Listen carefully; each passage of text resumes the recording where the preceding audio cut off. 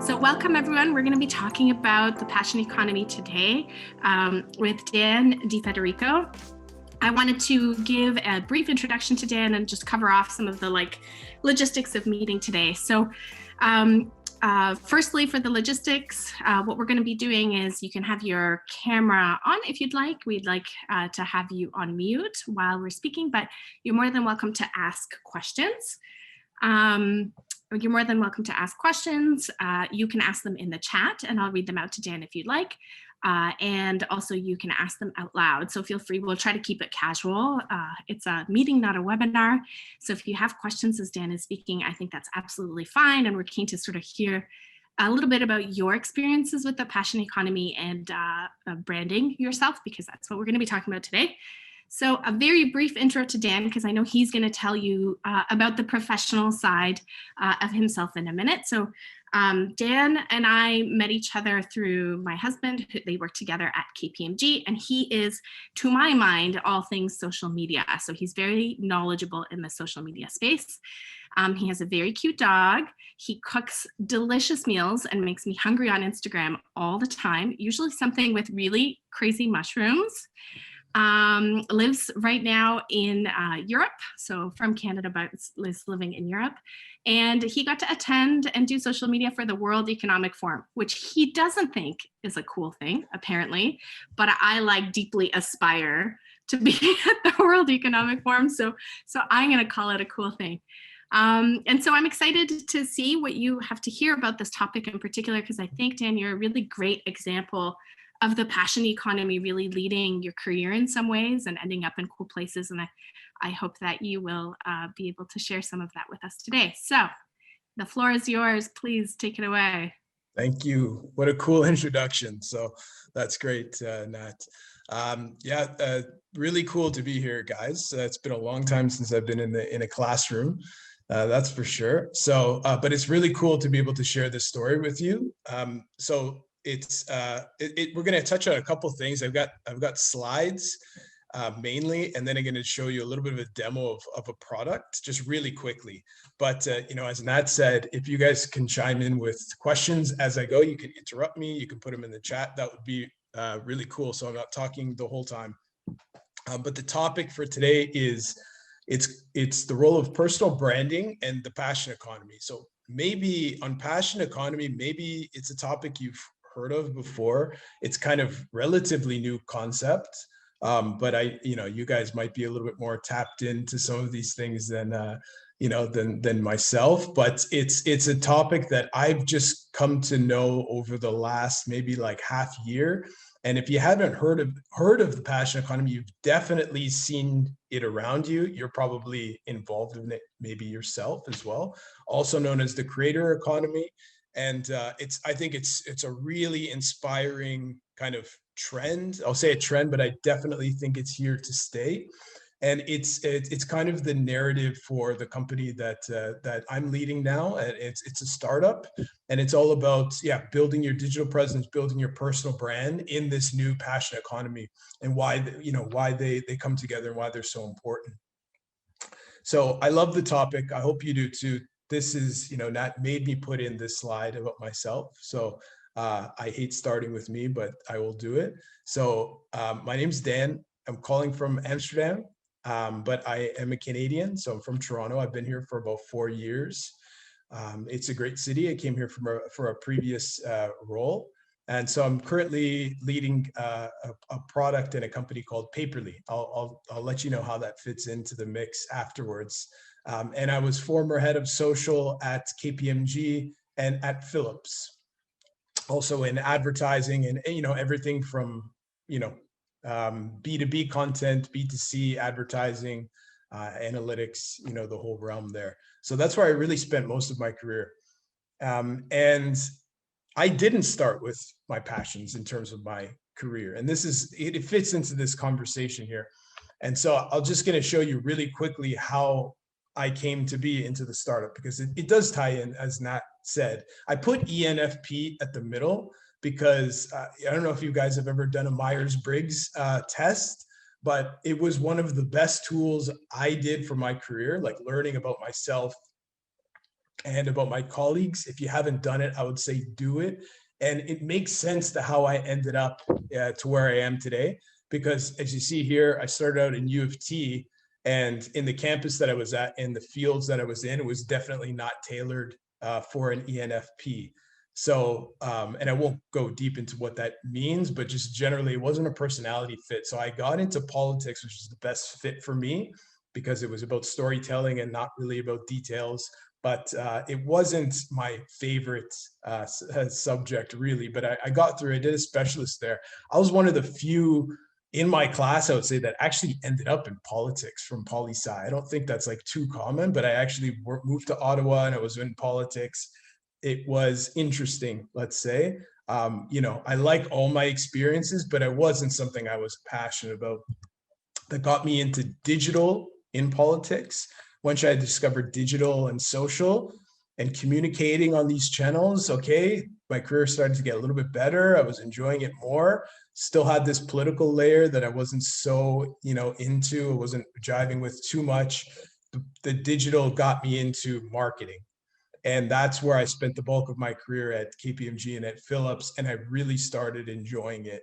And being in a big organization had a lot of pluses, so I have great things to say about that too. And so things are getting better, and I spent a lot of years doing social and marketing for big organizations, and that brought me to where I am right now in the startup world, and I'm loving it.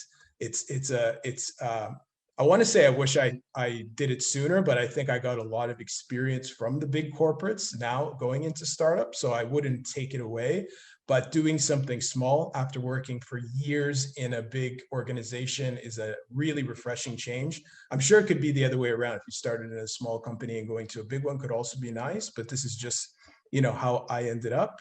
And I have no idea what's next. You know, I love startup world. It opened my eyes to this whole world of people doing what they love to do. There's investors out there that will fund things, and it's you know, I would encourage anybody to explore it.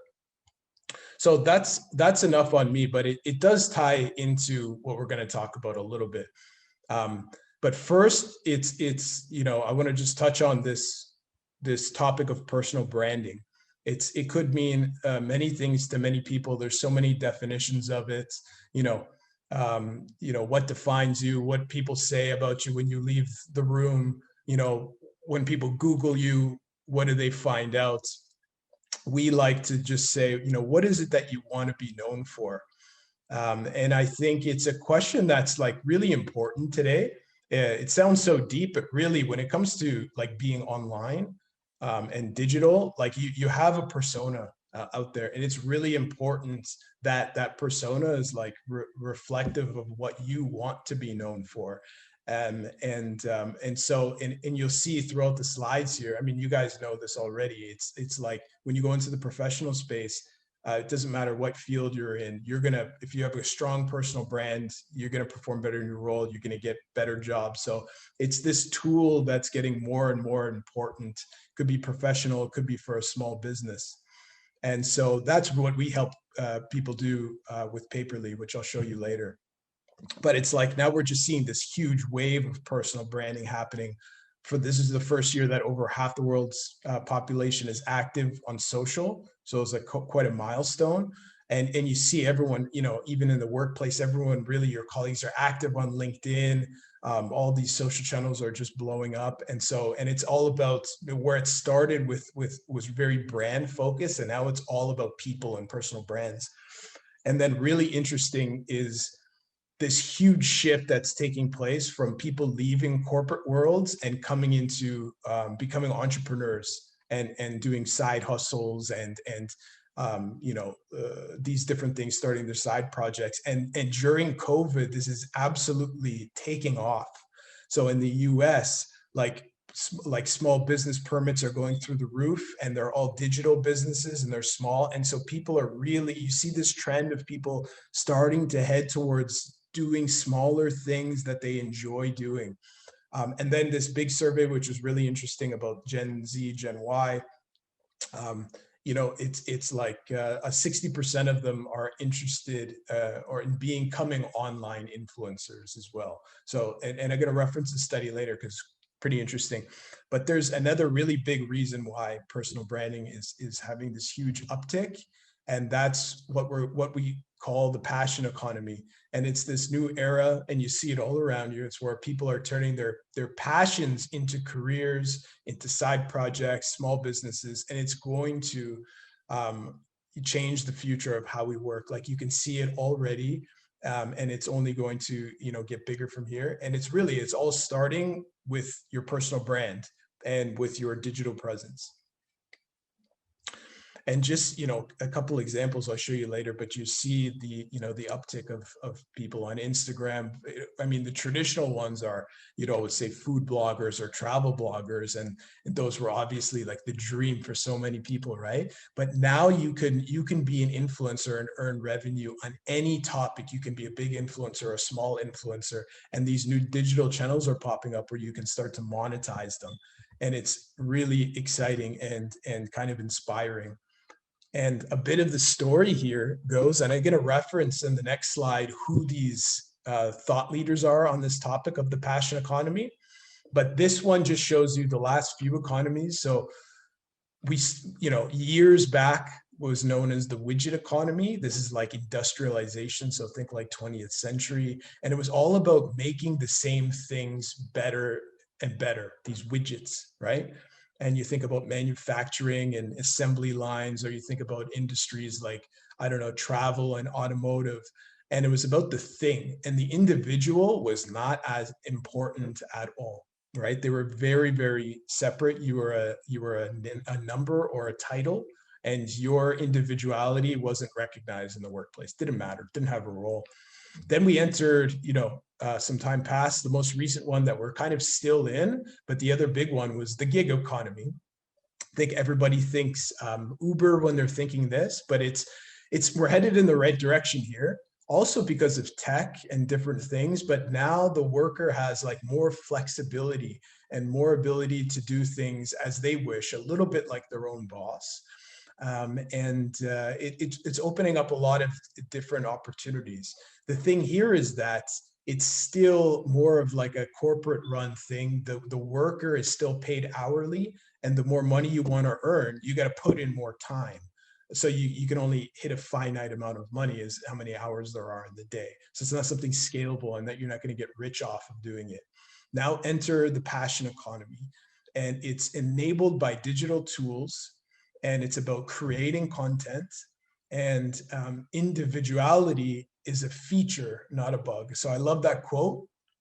I'll show you who says it on the next slide, but it's really about celebrating being unique. It doesn't matter what topic you love. There's a community out there that will love your content.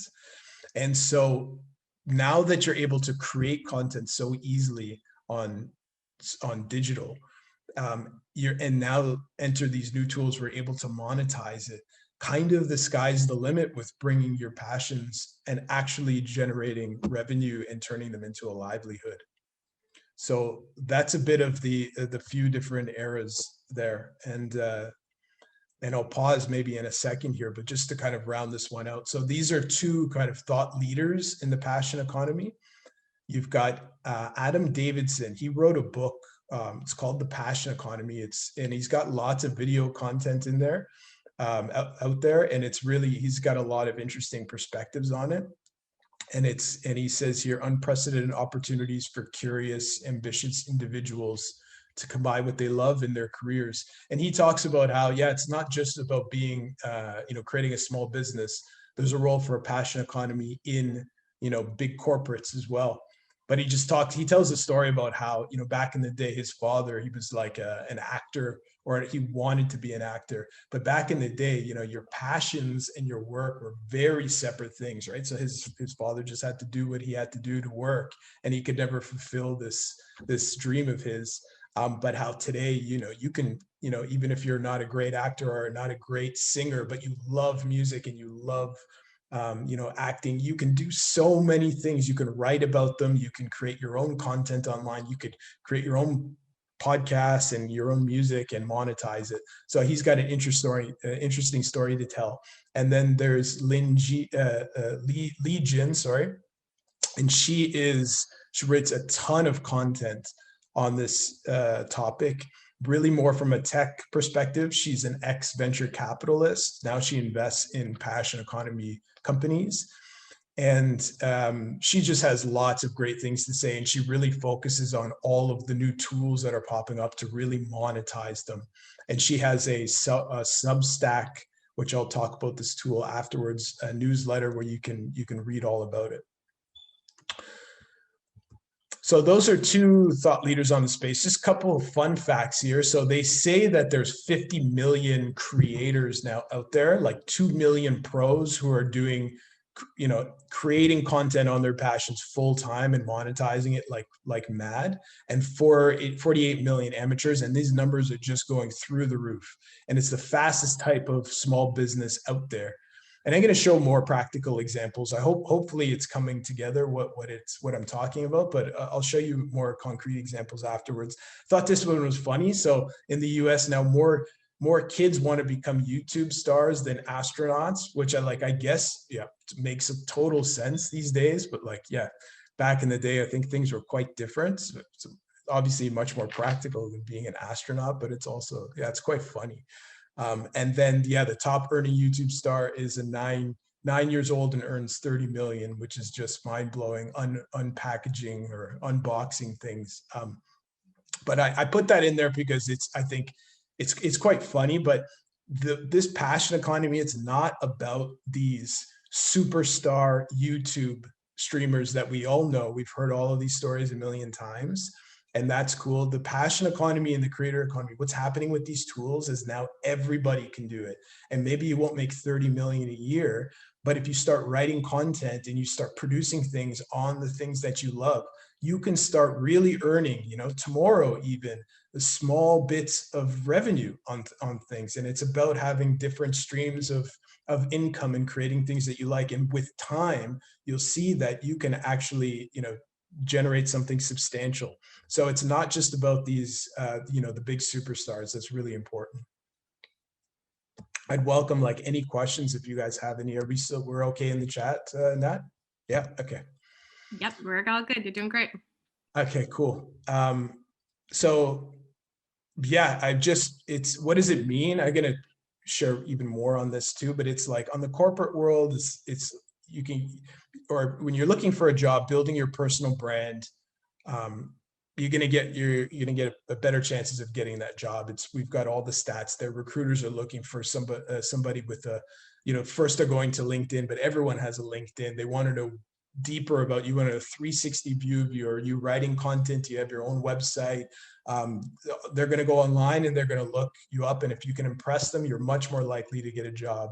So I'd say, and we hire like this as well. So I think anybody who doesn't realize that already, I would say really do that coming out of university and start building something now for you. And you look quite impressive when you get outside of school. If you're in the corporate world, you're going to outsell. Your businesses are going to have more success. So the personal branding is so important, not just for the small business, but also, for anything that you want to do with your career. But I thought this one was quite interesting too. The next generation, there's so many benefits to building their digital presence and why they want to become influencers. A bunch I just mentioned already, but there's also this other space of people wanting to become influencers to make a difference in the world as well, which we thought were pretty refreshing. We work with this big organization called the World Happiness Fest, and they want to change the narrative online. They think it's too negative, and they want to just bring all happy conversations, whether about meditation or well-being. And we're working together because they want to help their community build their personal brands around positive topics. And so there's a lot you can do with personal branding outside of just small businesses or careers. Yeah, you can really do some powerful things online today with the right tool set.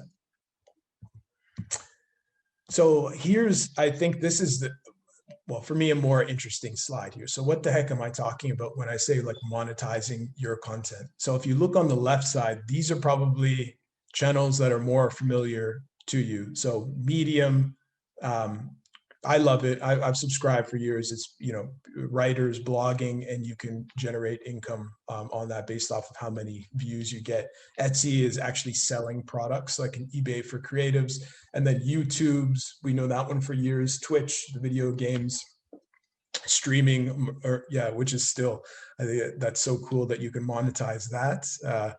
I'm not part of that world, but I think it's quite interesting. You've got the OnlyFans, which is also interesting in itself. Twitter just announced this the other day. Now they have super follows, so exclusive content for followers that not everyone can access, but they have to pay to access it. And of course, all of this e-commerce world powered by Shopify. You could start your own e-commerce business in no time. But then if you move to the right, these are the new ones that are popping up, and they're coming like every day. It's so hard to keep up. On the top right is Substack. This is you probably know this one. You can monetize newsletters, right? It's getting very big. The top earner there is earning 500K a year, but it's very real income for many, many people, just writing and collecting content and sending newsletters on your topics. Some of them are really niche, and you'd never think about, wow, there's a community out there that likes this stuff. Absolutely. And they pay for it too. For teaching, this is also quite cool. Like, you can teachable and outschool. You can give lessons and monetize that. There's a whole world out there of teaching and kids learning. And then there's just a bunch like Podia, and there's a number of other ones where you can create your own courses, you create your own content. Patreon is really, really great. It's more for creatives. I love this one. There's some great content on there. I'll show you in the next slide. Red Circle is podcasting. Of course, I put in Paper.li there too, because we try and help out as well. We try and help people build their brand, who are creators who want to build their brands. So I'm sure you guys know of most of these already, but sometimes seeing them all on a slide, and there's some out there that are, there's like hundreds of labels out there. Hopefully you see them and you start to see opportunity in terms of, for yourself on some of these networks. So here's just a few that I just pulled out for any particular reason. On Patreon, I think it's really cool. There's one, Berlin Food Stories. The way that he's monetizing it is obviously he's sharing tons of content for free, but then there's different packages that you can sign up for. The last one being, he's setting up exclusive dining events with his fans, which is really cool. I'll just talk about Gerald Peters because I actually follow this gentleman here. He's hilarious. He is like an I don't know if he's a Marine, but he was in the Army in the US, and he is he's your average Joe, but he became he's on his way to becoming a multimillionaire from all of his real estate and stock investing. But he's monetizing these channels so wide. So of course he gets paid for YouTube ads and all of this, but he's also created a stock trader community on Discord. I pay for it. And he's got, hundreds of people in there that are paying him monthly, every month, just to connect with people in his community. He's not even really putting that much content in there. He just monetized this whole community, and we're trading stock tips and all of these things. So and he's also selling ebooks, and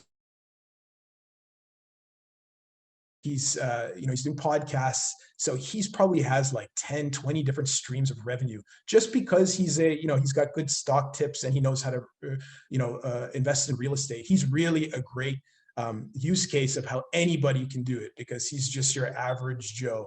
But it's just about, he's so smart in putting himself out there every day, his personal brand. He's facing the camera and he's sharing content.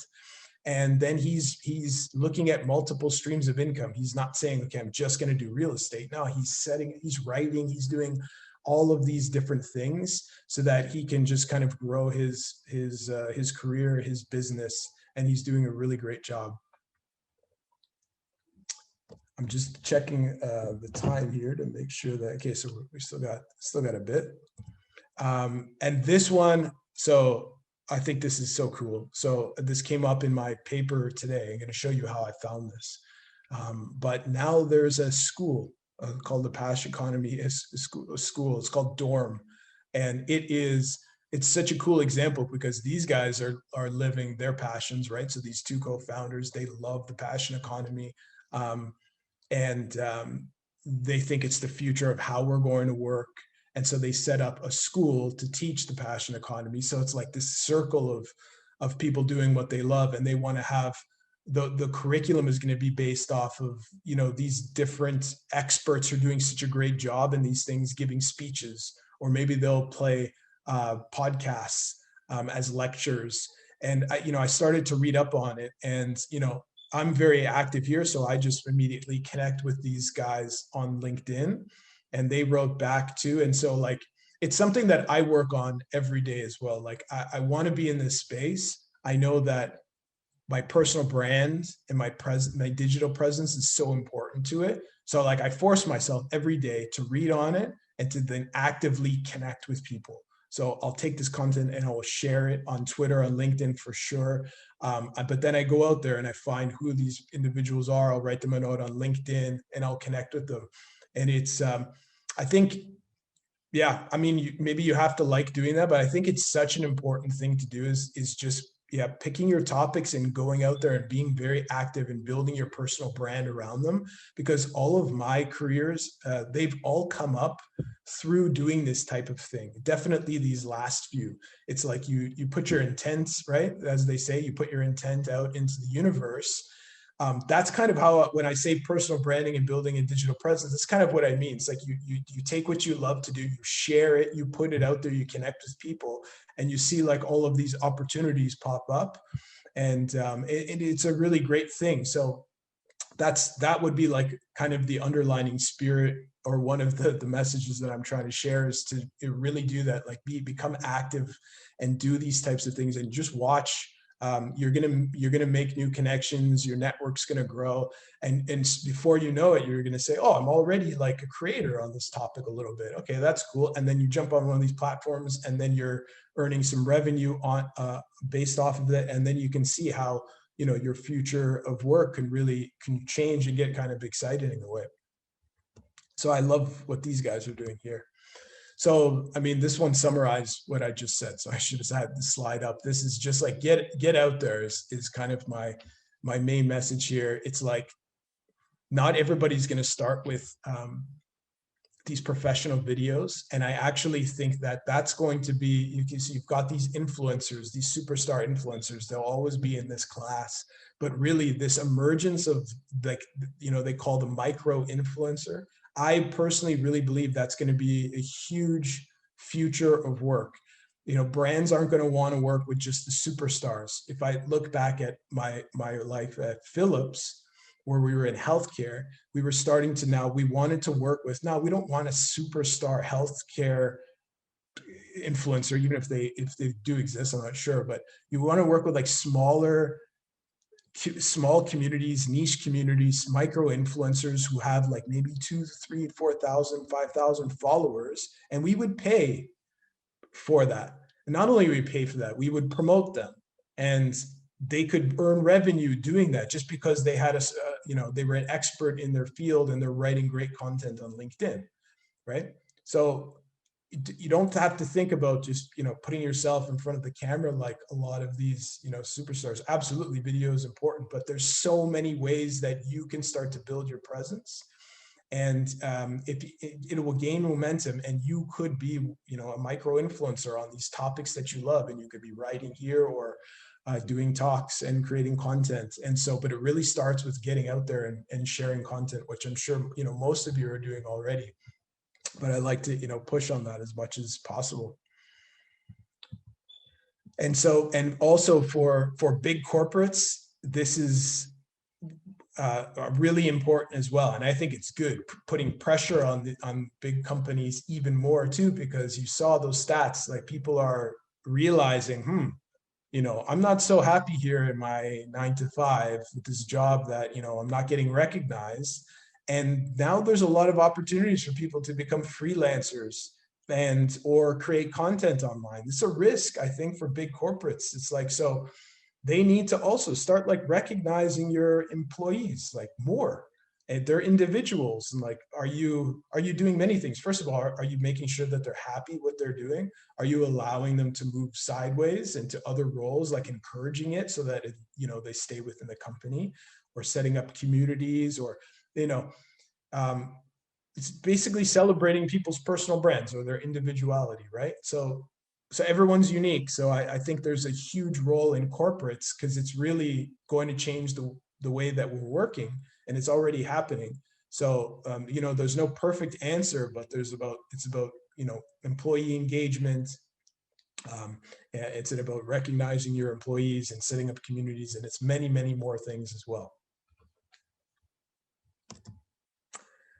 And I think we're pretty good on time too, because then afterwards I'm going to share my the Paper.li a bit, just to give you a tour, because we'll give you guys access to it if it can help you get active.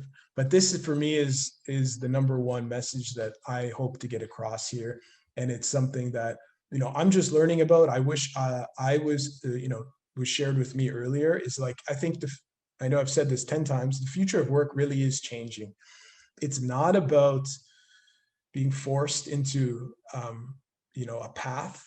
And what I've heard from talking to Nat, Kate, and the team, it's like, I heard what you guys are doing, and the whole program sounds exactly like, it's just spot on, great. I wish I was in such a program. But start with your passions, because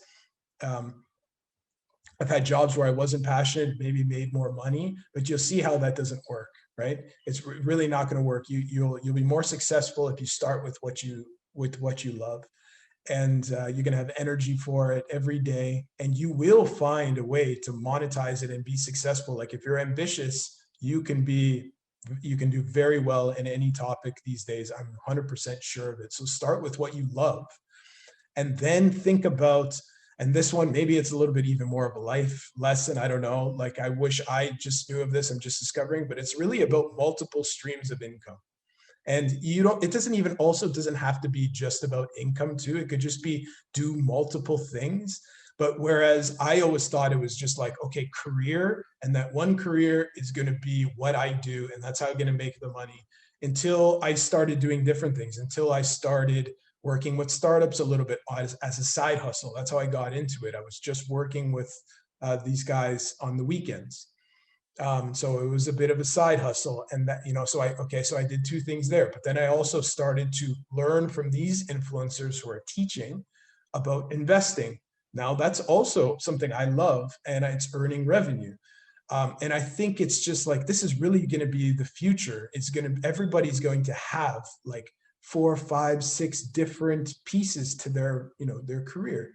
And I think it's a great thing. And in the passion economy has made that it's never been easier. So you see all of the apps that are out there, if it's right, and do what you like to do, right?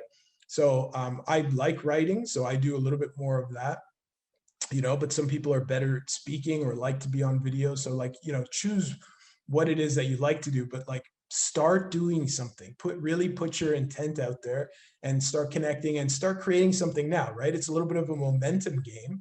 So, but the earlier that you can start, you can really see, ooh, now I got this side project here. Oh, my career is working out over here. I've got an investment, and it really balances life. And I think that's the key. It's like, it gives you quality of life and work-life balance and more freedom. And so that's, for me, why I love this passion economy, because it's about, you're in control, right? You're in control on what you're doing, how you're doing it, and how many different things that you want to do. So if I could just say one thing, it would be really explore those different things, and it all really starts with your personal brand. And so go out there and yeah, put yourself out there and start creating some things. So I'll just show you quickly, because it's definitely more about the topic than Paper.li, but Paper.li is a product that we've built to help people do this. So it's just to help you build your digital presence. And yeah, we call it a personal marketing tool.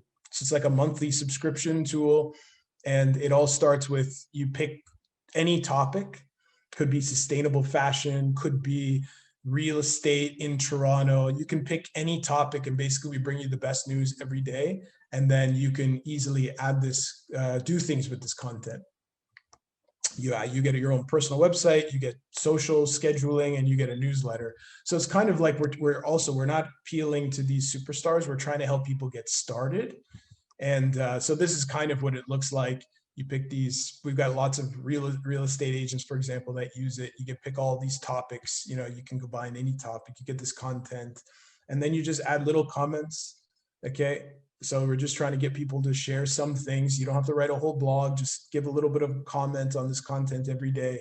And then, yeah, you can add that content to your own website, and yeah, share it on social, and create newsletters. They're basically done for you, because we're bringing you all this content from the web. And so all you have to do is personalize it with a couple messages, and you can start sending newsletters, or you can start sharing on social, or at least have your own professional website, you know, with your own domain. And, you know, it looks impressive, something you could put on your Twitter or your Instagram or your LinkedIn. So that's kind of Paper.li in a nutshell. And I'll pause again in a second, but I'm just going to show you the tool here, because we'll give you guys, if it can help, we'll give you guys a free month to it. So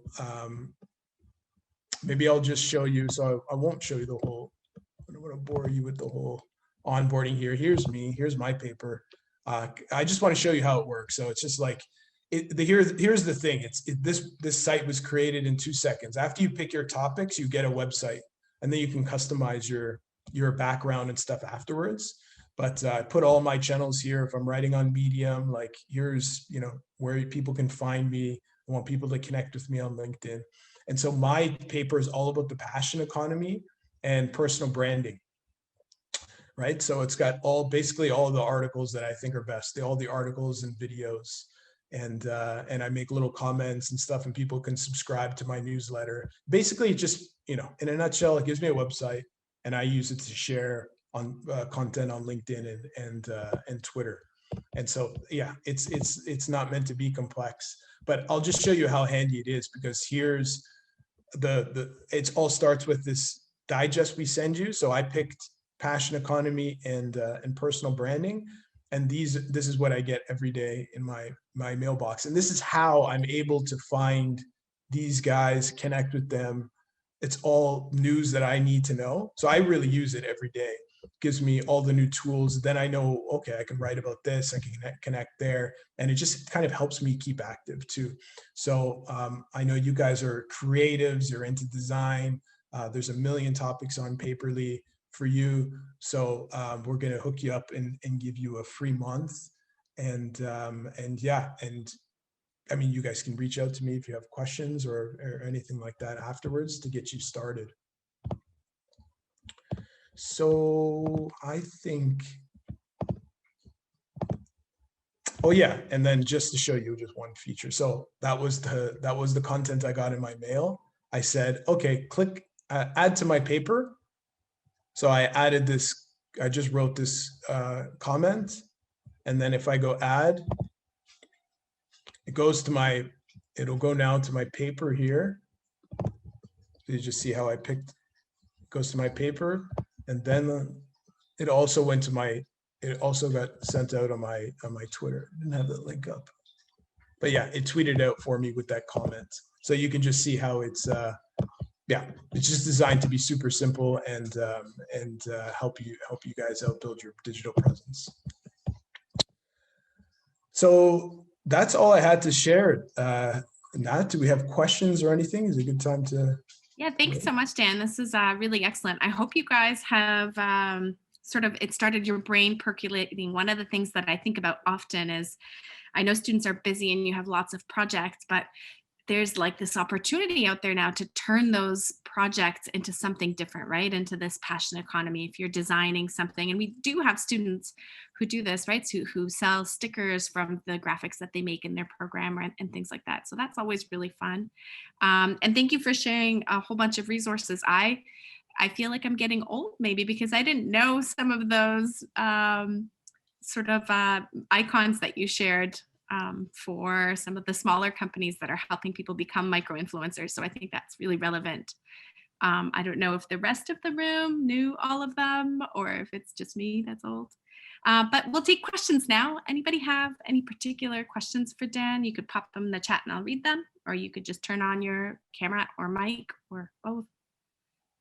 It takes a couple seconds to write them, so we'll give it a hot minute to see if anybody chimes in. Sure. Okay, so Lydia is asking, how long does it normally take to start monetizing on your personal brand? Yeah, that's so tough. Yeah, I don't think there's, I hate to say it, but I don't think there's one answer to that. It's all about there's so many ways to monetize it, right? So when influencers started, it was quite hard because you had to get so many followers that you had to generate enough ad impressions. So if you look up on YouTube, it'll literally tell you numbers wise, okay, if you have 1,000 followers, if you have 1 million, how much revenue you're generate, because it's a simple equation. You need to generate impressions, or you have to find a brand to work with, and that's really hard, right? The thing with these tools is that it's all about these niche communities. So there was this saying, it's like you need 1,000 fans to generate something, and then now now they're saying in some of these small ones, all you need is 100. There's so many different ways that you can monetize. So I think every day gets easier and easier, because if it happen to be in a niche topic and there's no content out there and there's a community that wants it, you can go on one of these platforms like Patreon, and there's 5 different ways that they can pay. They can just pay $3 a month. They can pay up to $15 a month. They can just give you tips sometimes. You can do blends of things. So it's hard to say how long, because you have to put in some effort of creating content and putting it out there. But it just also happens to do with the fact that this is all new stuff. I think there's a lot of room to be one of the first to play in so many of these niches. I think social will head to niche social communities. It won't be about everyone participating in Facebook. Like, everyone's going to move to these niche topics and niche communities. So if you're one of the first ones, I think it could be quite easy. But yeah, it's hard to say one answer. Thanks, Dan. And I think you pointed to something really important, in that a lot of people are monetizing on the basis of the quality of their content, as opposed to on just advertisers giving them money to have the content up there, which is a significant shift. We've got a question here from Andrea. She was wondering how COVID has shifted the focus at Paper.li and what you're trying to accomplish with personal branding. Oof, good question. Yeah. So it's been great for Paper.li. We had a B2B side of our company, and that's been hard because we had lots of big events, but Paper.li has upticked. So we had great growth in 2020. You can really see that. So you see all the stats of people, like I shared, like wanting to become entrepreneurs. We got more customers on all these exciting topics. Like, you see, like online yoga instructors, for example. We have a friend partner that works in that space, and their business blew up because they're saying, I'm fed up with this. I want to just do something I love, and hey, I'm great at it, and I can get a community together. So if I give classes, I can monetize this, no problem. So their software was for live streaming in yoga, and it blew up, right? And we're also getting an uptick of people saying, okay, I want to build my brand in yoga. I need content. I need this. So we saw a big uptick in it. We're not monetizing, right? So we just help people build their brands. Not yet. It's probably in our future plans to help monetize on Paper.li, but it's not there yet. So I can't say anything about an uptick on our monetization, but our user base grew, and you see lots of exciting topics, and you can totally see that Paper.li users are these passion economy folks. Okay, so speaking of these exciting topics, Ruthie was wondering if you could share how you would go about finding a niche. So you're talking about these niche topics. Is there any one sort of road to finding a cool topic that you could contribute to? So finding a niche, like To for you share guys, content. Yeah. So how would yeah, you find an audience or a niche? That's a tough question, Ruthie. it's a tough question. Yeah, so it's hard too because I actually always said that I lived by my life without like I didn't have many hobbies.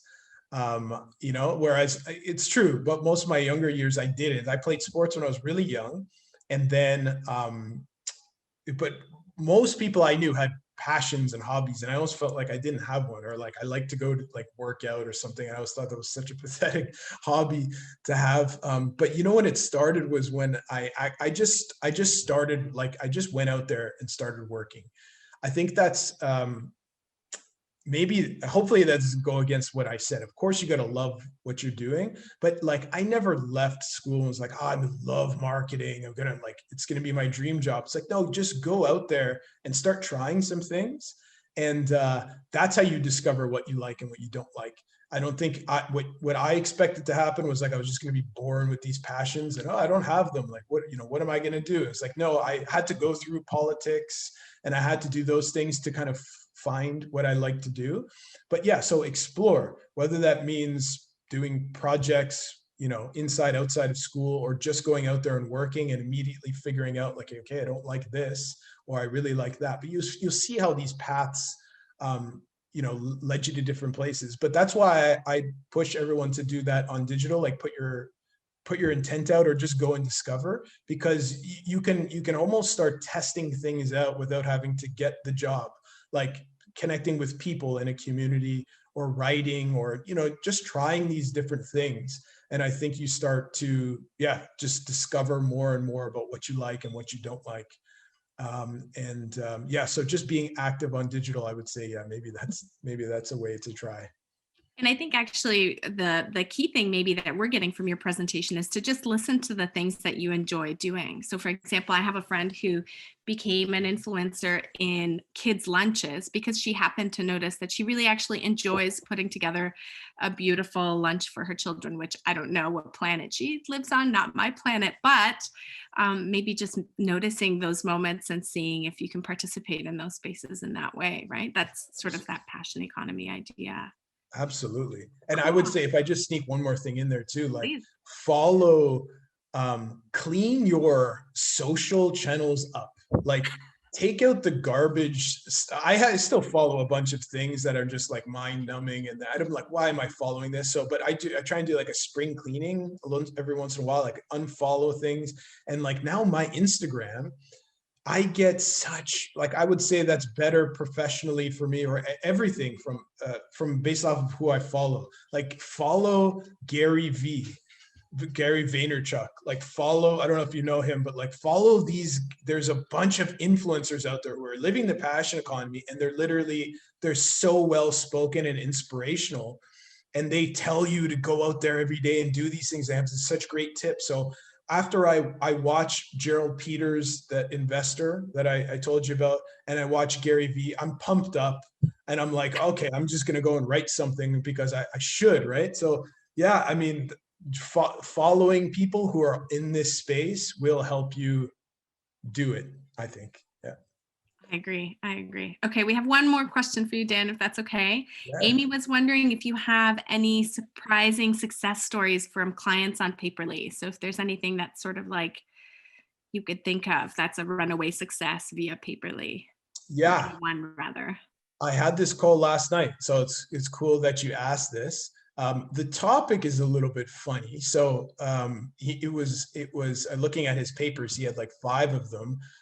One of them was a little bit political, and then the other ones were really a little bit conspiracy theory-ish. But when you read the stuff, it's like what he was talking about that day was a UFO sighting, which was very real. It was like all over the news. So he's a podcaster, and not only does he podcast, he manages 7 other podcasters. And we discovered him because we said, this paper is getting some crazy traffic, right? So we reached out to him and I just said, hey, can I understand what you're doing? Like, why is your paper so successful? So he started a podcast, and this is how he uses our product. He needs content to write or to talk about every day. And he's like, that's hard when you want to put content out every day. So use Paper.li to say, he puts in his topics like UFOs or whatever his topics are that he's looking at. And then he's got content to inspire him. And he's like, okay, good. Oh, I've got content. And then he goes and talks about it on the podcast. And then he refers the listeners to say, if you want to read more on that, just go to my paper. Then they go to his paper and then they subscribe to his paper. And then when he pushes new content, they get it. And then they come back to his podcast. And then so he was just telling me about how Paper.li is this circular tool. And he's like, it gives me the website. I'm not trying to promote it here either, but this is really what he's saying. It's like, it just gives me everything I need. I don't need to go in. If there's so many website providers out there like Wix. You got to start from scratch, even though they make it easy, and it's hard to keep it up. So he just uses Paper.li in this little circular way. So now we're trying to see if we can do more with podcasters, because I didn't know that it was such an effective tool for them. So now we're from a marketing perspective, we're thinking, oh, okay, how can we get this message out there to more podcasters? Maybe they could use what we have and help them. So yeah, that's one of the latest. Yeah. That makes absolute sense to me, because part of the difficulty is being able to find fresh and new content that you want to share with your community, right? So having that in one place. And I just sort of want to be clear that I asked Dan to show you guys Paper.li because I really think it's cool. It's sort of an aside to the topic of the passion economy, but I think everybody here could appreciate that. Like, if somebody could feed you great stories about things that you care about without you moving around anywhere else, like that would save me many, many minutes in my day. So I see a lot of great sort of efficiencies there, I guess you could say.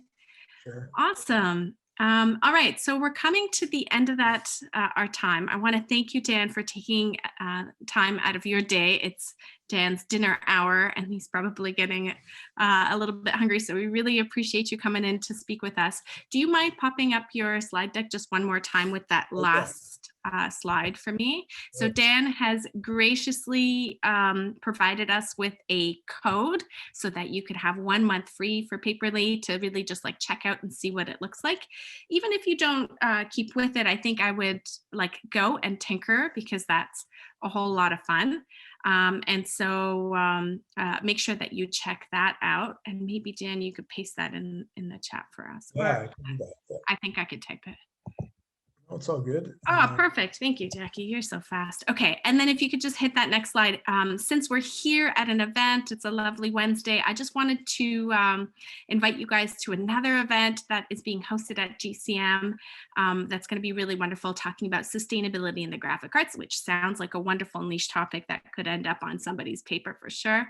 And that's happening March 11th and 12th. And we've got some colloquium people here with us. Maybe they can drop a link in the chat. I think this is the LinkedIn GCM colloquium if anybody wants to go check them out there and attend. Okay, so that's it. That's all she wrote, with a few minutes left. Again, Dan, thank you so much for making the time to talk to us about the passion economy in Paper.li. It was really nice to spend the hour with you. And we will be posting the recording of this video. A couple of you asked me in DM if you could see it again for all the resources. So we'll be doing that with you as well. I really appreciate it. That was great. Yeah. Have a great day. Thanks, Nat. Thanks, everybody. Thanks so much, Dan. Yeah, my pleasure. Bye-bye. Bye, everyone.